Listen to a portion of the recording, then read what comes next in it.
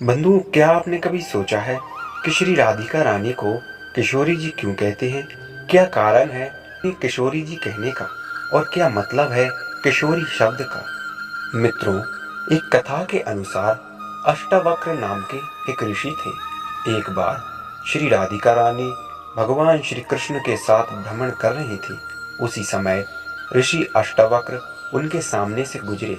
राधा रानी ने जब ऋषि अष्टावक्र को देखा तो उनके मुख पर एक मुस्कान सी आ गई। श्री राधा जी ऋषि अष्टावक्र के ज्ञान, उनके तेज को देखकर प्रफुल्लित और अत्यंत ही खुश हो गई। जब राधा रानी की मुस्कान को ऋषि अष्टावक्र ने देखा तो उन्हें लगा कि मेरे क्रूप चेहरे को देखते हुए राधा रानी मुस्कुरा रही है।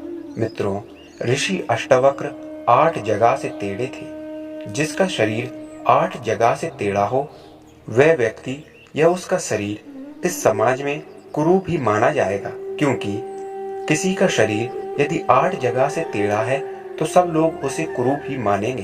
परंतु ऋषि अष्टावक्र बहुत ज्ञानी थे। जब ऋषि अष्टावक्र ने ऐसा देखा कि राधा रानी उसके कुरूप शरीर को देखकर मुस्कुरा रही हैं, तब वह बहुत क्रोधित हुए और राधा रानी को श्राप देने लगे। तभी परम पुरुषोत्तम भगवान श्री कृष्ण ने ऋषि अष्टावक्र से कहा कि हे मुनिवर, पहले राधा रानी के चेहरे पर आई हुई मुस्कान का कारण तो जान लीजिए, तब उन्हें श्राप दीजिए। तब ऋषि अष्टावक्र रुक गए और ऋषि अष्टावक्र ने राधा रानी से पूछा, हे राधिके, बताइए आपकी मुस्कान का क्या कारण है? क्या आप मेरे इस कुरूप शरीर को देखकर मेरी हंसी कर रही थी? तब श्री राधा रानी ने कहा, हे ऋषि, मैं आपकी अंतरात्मा को देखकर मुस्कुरा रही थी। आपके अंदर छिपे परम ज्ञान को देखकर मैं खुश हो रही थी। मुझे आपके शरीर को देखकर हंसी नहीं आई, क्योंकि शरीर तो केवल एक माध्यम है। शरीर का रूपवान या फिर कुरूप होना, इसमें कोई बड़ी बात नहीं, अपितु आपके अंदर जो ज्ञान है, आपकी आत्मा इतनी परम पवित्र और शुद्ध है कि उसे देखकर मुझे अत्यंत खुशी हुई। आपके ज्ञान और परमात्मा होने के कारण खुशी का अनुभव हुआ, इसीलिए मेरे मुंह पर ये हंसी, ये मुस्कुराहट आई। इतना सुनते ही ऋषि अष्टावक्र गदगद हो गए।